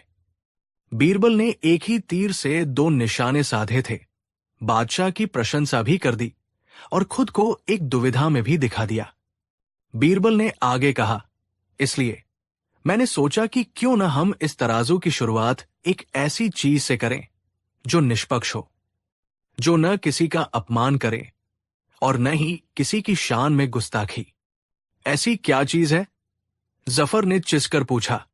बीरबल ने अपने हाथ में पकड़े संदूक को ऊपर उठाया और कहा, इस संदूक में वह चीज है जो इस दरबार में आज सबसे ज्यादा मौजूद है। मैं चाहता हूं कि पहले आप इसे तौलें। अगर आपका तराजू इसका सही वजन बता सका तो मैं मान जाऊंगा कि यह दिव्य है। अब सबकी उत्सुकता उस संदूक पर टिक गई। जफर को लगा कि बीरबल बस समय बर्बाद कर रहा है। उसने घमंड से कहा, ठीक है, लाइए अपना संदूक। मेरा तराजू हर चीज का वजन बता सकता है। बीरबल ने संदूक को तराजू के एक पलड़े पर रख दिया। जफर बेग ने अपनी जगह से ही कुछ इशारा किया। उसने तराजू को इस तरह से बनाया था कि वो अपने पैर के नीचे छिपे एक छोटे से लीवर से उसे नियंत्रित कर सकता था। जब उसे पलड़ा भारी करना होता तो वो लीवर दबा देता और एक छिपा हुआ चुंबकीय तंत्र पलड़े को नीचे खींच लेता। उसने सोचा कि बीरबल को झूठा साबित करने के लिए संदूक को बिल्कुल हल्का दिखाना चाहिए। उसने लीवर को दूसरी दिशा में दबाया, लेकिन तराजू टस से मस नहीं हुआ। पलड़ा वही का वही अड़ा रहा। जफर हैरान रह गया। उसने फिर कोशिश की। इस बार उसने पूरी ताकत से लीवर दबाया, लेकिन नतीजा वही रहा। तराजू ऐसे स्थिर था जैसे किसी ने उसे जमीन से पकड़ रखा हो। दरबार में फुसफुसाहट होने लगी। जफर के माथे पर पसीना आ गया। उसका दिव्य तराजू एक मामूली संदूक का भी वजन नहीं बता पा रहा था। अकबर ने कड़क आवाज में पूछा, क्या हुआ हकीम साहब? आपका दिव्य तराजू काम क्यों नहीं कर रहा? जफर हकलाने लगा, जजहापना। शायद संदूक में कोई नकारात्मक ऊर्जा है जो तराजू की शक्ति को रोक रही है। बीरबल मुस्कुराए और आगे बढ़कर उस संदूक को खोला। जैसे ही संदूक खुला, सबकी आंखें हैरानी से फैल गई। उस संदूक के अंदर कुछ नहीं था सिवाय एक जलते हुए कोयले के, जो धीमी धीमी आंच दे रहा था, और उसके बगल में एक छोटा सा पर्चा रखा था। इसमें तो सिर्फ एक कोयला है, एक दरबारी चिल्लाया। बीरबल ने वो पर्चा उठाया और आवाज में पढ़ना शुरू किया। जहां पनाह, इस संदूक में वह चीज है जो आज इस दरबार में सबसे ज्यादा मात्रा में मौजूद है, ईर्ष्या की आग। ये हकीम जफर साहब और उनके साथियों के दिलों में मेरे लिए जल रही है, और चूंकि ये आग इतनी सच्ची और इतनी भारी है कि इसने हकीम साहब की बुद्धि पर पर्दा डाल दिया है, इसलिए उनका दिव्य तराजू भी इसका वजन नहीं उठा पा रहा है। फिर बीरबल ने तराजू की ओर इशारा करते हुए उसकी असलियत खोलनी शुरू की। आलम पनाह, ये कोई दिव्य तराजू नहीं है, ये धोखे का एक यंत्र है। हकीम साहब ने इसके नीचे एक ऐसा तंत्र लगाया है जिसे वो अपने पैरों से नियंत्रित करते हैं। जब मैं इस पर बैठता तो ये मेरे पल्ले को हल्का दिखाकर मुझे झूठा साबित कर देते, लेकिन मैंने इस संदूक के तले में एक बहुत शक्तिशाली चुंबक लगा दिया था। जैसे ही मैंने संदूक को पल्ले पर रखा, चुंबक ने नीचे जमीन में छिपी लोहे की प्लेट को पकड़ लिया। अब चाहे हकीम साहब कितनी भी कोशिश करते, वो इस पल्ले को हिला नहीं सकते थे। ये सुनते ही हकीम जफर बेग का चेहरा सफेद पड़ गया। उसकी सारी साजिश, उसकी सारी चालाकी धरी की धरी रह गई थी। वो समझ गया कि बीरबल ने न सिर्फ उसके धोखे को पकड़ा, बल्कि उसे उसी के खेल में मात दे दी थी। अकबर गुस्से से आगब बुला हो गए। उन्होंने सैनिकों को हुक्म दिया, पकड़ लो इस धोखेबाज को। इसकी जुर्रत कैसे हुई भरे दरबार में हमें और हमारे सलाहकार को अपमानित करने की। इसे काल कोठरी में डाल दो। सैनिक जफर बेग की ओर बढ़े। वो कांपता हुआ जमीन पर गिर पड़ा और रहम की भीख मांगने लगा। तभी बीरबल ने बादशाह के आगे हाथ जोड़ दिए। ठहरिए जहां पनाह, तुम अब भी इस मक्कार की तरफदारी कर रहे हो, बीरबल? अकबर ने हैरानी से पूछा। बीरबल ने बड़ी विनम्रता से कहा, आलम पनाह, हकीम साहब को सजा देने की जरूरत नहीं है। इन्हें सबसे बड़ी सजा तो पहले ही मिल चुकी है, भरे दरबार में हुई जिल्लत और शर्मिंदगी। ईर्ष्या की आग में तो ये पहले से ही जल रहे थे। आज उस आग ने इनके अपने ही दामन को जला दिया है। मेरा मानना है कि काल कोठरी की सजा से बेहतर है कि इन्हें अपनी गलती पर पश्चाताप करने का मौका दिया जाए। शायद ये शर्मिंदगी ही इनके लिए सबसे बड़ा सबक और सबसे बड़ा मरहम साबित हो। बीरबल की इस बात में इतनी गहराई और इंसानियत थी कि अकबर का गुस्सा शांत हो गया। उन्होंने बीरबल की ओर गर्व से देखा। बीरबल ने न सिर्फ अपनी बुद्धि से एक साजिश को नाकाम किया था, बल्कि अपनी महानता से एक दुश्मन को भी माफ कर दिया था। अकबर ने जफर बेग को माफ तो कर दिया, लेकिन उसे दरबार से कुछ समय के लिए निलंबित कर दिया। हकीम जफर बेग उस दिन शर्म से झुका हुआ दरबार से निकला। बीरबल की चतुराई ने उसे सबके सामने नंगा कर दिया था, लेकिन बीरबल की क्षमा ने उसे खुद अपनी नजरों में और भी छोटा बना दिया था। उसे समझ आ गया था कि असली योग्यता दूसरों को नीचा दिखाने में नहीं, बल्कि अपने चरित्र को ऊंचा उठाने में है।